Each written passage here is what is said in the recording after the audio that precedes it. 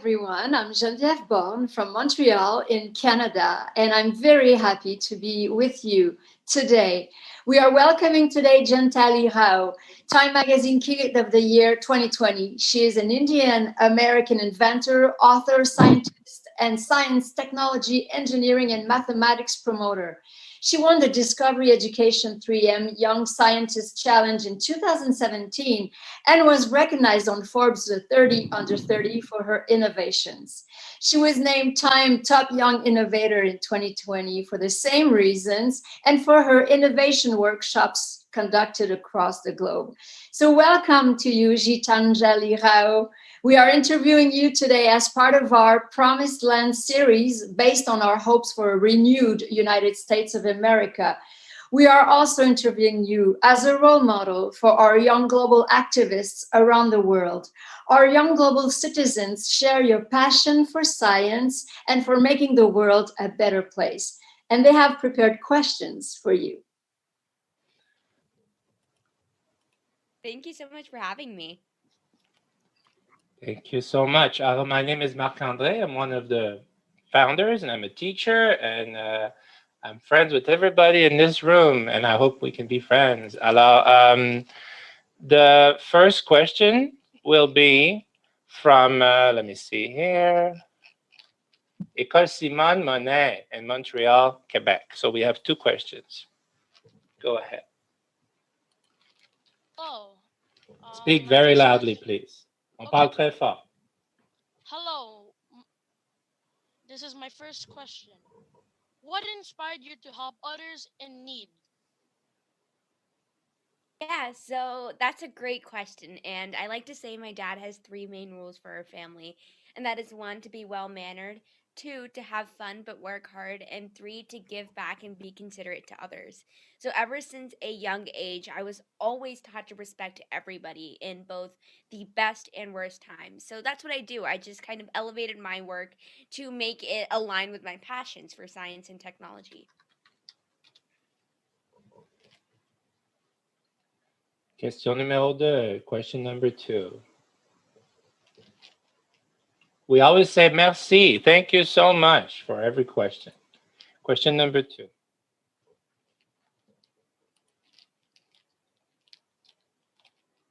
William, on t'écoute. Parle. Ton son fonctionne pas? So we have a sound problem for William. I'll see if I can ask you to unmute. Try clicking the unmute. Essaie de parler encore.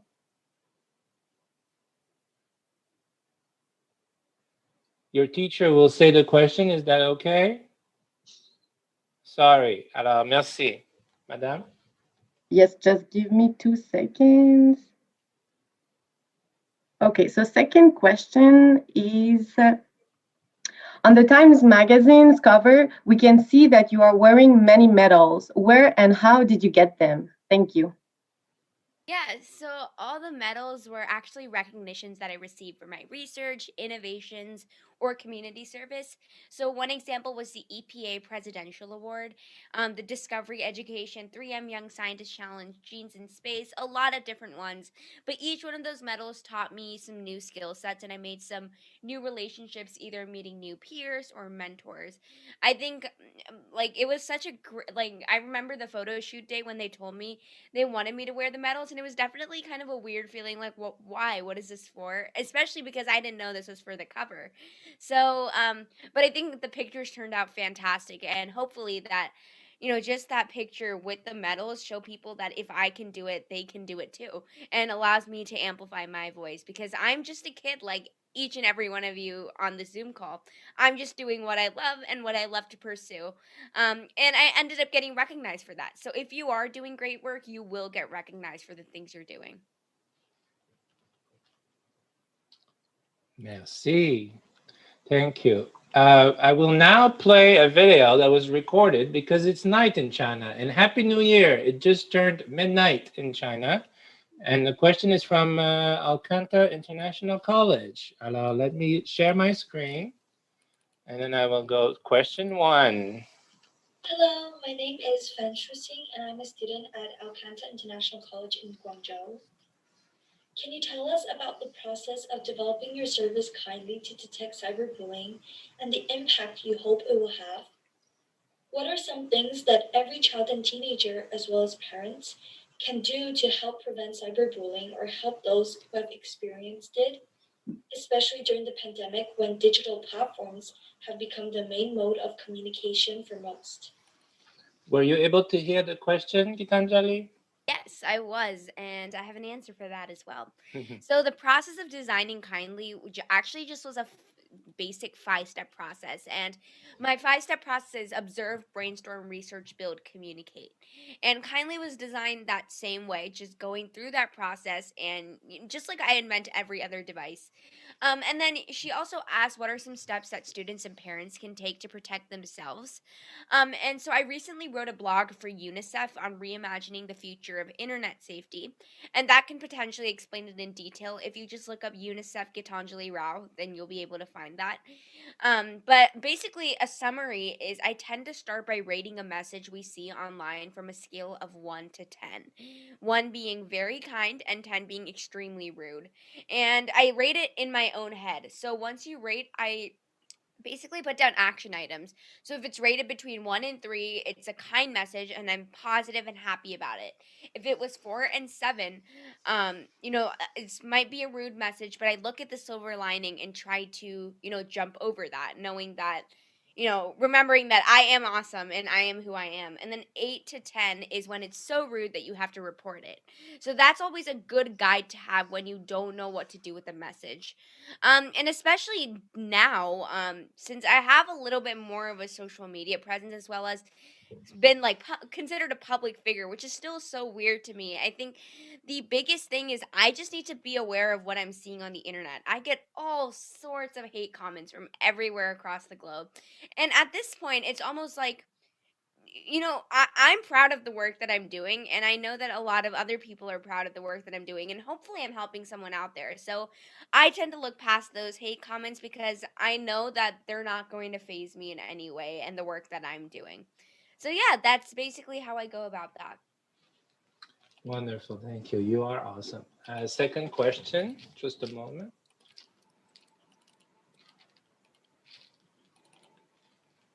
Hello, my name is Fan Shuxing and I'm a student at Alcanta International College in Guangzhou. As a young woman interested in STEM, were there obstacles or challenges that made it more difficult for you to achieve your inventions? And how did you overcome them? What resources or opportunities do you think should be in place that would encourage young adults, and especially girls, to explore, innovate, and solve problems through science and technology? Okay, one moment. There we go. Cool. Yeah, I heard that question as well. And my biggest thing is I did face obstacles and not a ton of them. Most of them were actually due to my age, but there were times I was a lone girl in STEM camps and I wanted to feel a part of it but couldn't. And I would want to leave because no one else there looked like me. However, soon I realized that it doesn't matter because you need to decide for yourself what you want to do, but not what others stereotype you in. So my biggest thing is I think girls need to be introduced to a variety of STEM concepts from I don't know, forensics to nanotechnology to 3D printing, etc., apart from just coding and programming. There are several organizations today to introduce girls in STEM, but they just focus on coding. And I think that we need to be introduced to role models and a connection to how this can solve real world problems. I think bringing awareness to potential problems and allowing them to pick and choose what they want to learn in depth is important. As a girl, it's so hard for me to like go to every girls in STEM organization and just see a whole bunch of other kids coding. I want to build something, I want to create something. I think that's what I decide to take up by myself, but I can still imagine all the girls out there who haven't found that inspiration like I did. Thank you so much. Okay, the next questions will be from Marco Polo Institute and Auteur France. Hello, I'm Eli and it's Paco. We are 14 years old. Hello. What message for young people who was victims of cyberbullying? Alors, Yeah. So for this one, the simple thing is to remember that there is no good reason for cyberbullying. And I've done so many talks on this, and it's always been that same consistent message is if you have been cyberbullied, there's no good reason from the other side for bullying, other than the fact that the bully wants to claim superiority and for physical intimidation. So start with the simple thought of being kind to the bully, speaking up, and then if all of that fails, report to a trusted adult who can help you out. And I know that it's easier said than done, especially because I have been cyberbullied. But the biggest thing is just answer their questions. I get all sorts. That's the funniest thing that you see that comes out of them is the golden rule, treat others like you want to be treated. It sounds fake, but it works. Like even on the internet, someone will ask me about my journey, ask me if it even makes sense, and like then I have to figure out a way to I just answer their question, even if I answer their question. A lot of the times they cyberbully because one, they're jealous of the work you're doing, or secondly, they I guess a lot of them are just confused. So answer their questions, be kind to them, and if all else fails, report to an adult. That's my biggest piece of advice. merci la France. Thank Thank you. you. Thank you. Merci. Mon école, my school is Blessed Sacrament School in Vancouver. And Jade was one of the founding members of our Young Global Citizens. Jade, you have a question. Hi, first of all, congratulations on your Kid of the Year award.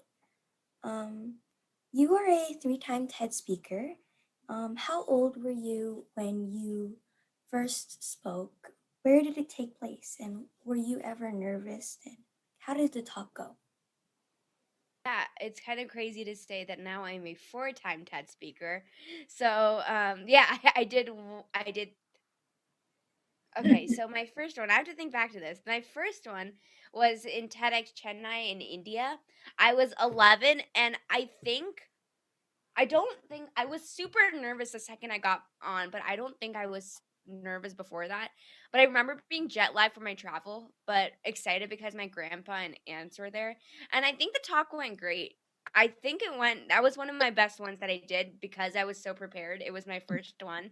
And then the second one was actually a week after that. So I had to memorize a whole nother speech in that 1 week period that was completely different than the one I did in India. And then I had another TED Talk 2 years ago in another place in India, and then I did one last year in India as well. And then I have maybe to be determined coming up as well. So yeah, I love TED Talks just because they're so fun and so exciting. It's like you're always on the edge of your seat and you get to hear from so many other cool people. But yeah, I always have the best experience at TED. So yeah. Fantastic. Merci, Merci. Jade. L'école Sentinel Secondary School in West Vancouver has two questions. I am a student at Sentinel Secondary School. My first question is, what originally created your interest and passion for this science and technology and pushed you to achieve some of your goals? Yeah, so that's a great question. And I still don't know the exact answer to this. So this might be a bad answer. But I know that I've always been a visual and hands on learner. So every opportunity I got to learn science and technology that way increased my interest. And I think that I knew doing experiments was one thing, but I want to combine my love of science with helping other people. And that's slowly what it became, using science and innovation for kindness. And that's what I do every single day of my life now. Second Okay, question. my second question is, what role should the United States, North America, and the Western world play in leading the way for scientific research and technology? Yeah, the biggest thing is I believe universities and organizations should open up their door for younger students in high school to work on their research and technology. I think if any of you guys have done internships, you get like basically a sheet of all of these different, organizations that you should apply to and then do an interview for and then see if you get into the internship. What if it's the other way around? What if these organizations get a list of student resumes and basically hire them. I think that would be such an interesting opportunity. Research and innovation shouldn't be confined just for adults. I think that'll help harness the ingenuity of youth and we can make efficient use of our energy as well. I think it's important to say that we're growing up in a place where we're seeing problems that have never existed before. And we need to be part of it and take up that responsibility because innovation is not an option anymore. It's a necessity. So I think we should all grow with that. And yeah, I think my biggest thing for the next couple of years is I just want to see more organizations and universities taking up and harnessing the uniqueness that students bring to the playing field. Thank you. That was amazing. And Professor Yulin Xu from University of San Francisco. You're a professor with young global entrepreneurs. And your question, please. Thank you. Do you think being a global citizen is more and more important in today's world? How do you think children of the world can unite to fix some of the great challenges of our time? Yeah, and I'm sure you're aware that our education system has stayed the same for what, like 50 years now. So I think that right now we should think beyond what we have been thinking about. Our traditional education should adapt and adopt a problem-solving mindset. And I personally think this will help bringing in all the resources available to collaborate. And at the same time, inequality in education can be resolved with virtual reality and other technologies that will allow everyone to access the same resources. And I think with the United Nations focusing on several sustainable development goals, I think capable youth across the globe can be brought together to focus on solving one problem at a time rather than several different organizations and efforts. Wonderful. We will finish with Cheetahs for Change. They're a movement in Halifax, and now they are also our partners, and they are students at the Charles P. Allen High School in Halifax. Hello, it's nice to meet with you today. So I have a question for you here. So would you be willing to join our campaign for clean access to water for Indigenous people and for all people across North America? Yeah, I have always, been such a strong supporter of clean drinking water, and I've been spreading the message for everyone for about 3 years now. But definitely get in touch, and I'd love to look into what I can do. Awesome, thank you. Yeah. And hello. And finally, we're creating a children's book written by kids all over the continent. We call it Coast to Coast: How Children Came Together During a Pandemic and Worked to Change the World. Would you be willing to write the foreword for this book? The last sentence. We would like to ask Gitanjali, would be okay if we send you a copy of the book when it's finished? Yeah, absolutely. Mm. I'd love to read it. I think that sounds like a fantastic project, and yeah, I think it is super important during this time to highlight youth as well, which is so amazing of time in Nickelodeon with Kid of the Year as well. But what you guys are doing with your book and global outreach of students, so I would love to read it. You have been so Thank inspiring. you. Thank you so much, Ms. Rao. You're so inspiring. Thank you for kindly answering all our questions today from kids all over the world. Some of them were already in the new year. And thank you, everyone, for being with us today. This was great. Genevieve, you've interviewed people like Paul McCartney and David Bowie, but this is a special interview, I think. This is a totally special interview because it gives me faith in youth. And I know that young people nowadays have a conscience and have a desire to make our planet a better world. So I am full of hope, especially when talking to Ms. Rao. Well, thank you. I obviously cannot be compared to like the legends themselves, like McCartney and Bowie. But obviously, thank you so much for the opportunity to be here. I think hopefully a lot of you guys took away a little something from what I said. But yeah, it just kind of to leave it off. I think my biggest thing is dream big and then think back to reality because everything I've been doing is a dream. Everything that I've been doing is something I thought I could do, but here I am actually making it a reality. So do something every day to achieve your dream, and you will. Thank you. You're a great example of that. Thank you so much. Yeah. Everybody say goodbye. Merci beaucoup. Thank you. Around the world. Au revoir and Happy New Year. Thank you. Au revoir. Happy New New Year. Year. Thank you. Bonne année. Bonne année. Merci tout le monde. Merci, Monsieur Farley. Okay, thank you, Gitanjali. Have a wonderful day. Bye-bye. Lots of hope. Yes, and For sure. lots of learning. Au revoir. For sure.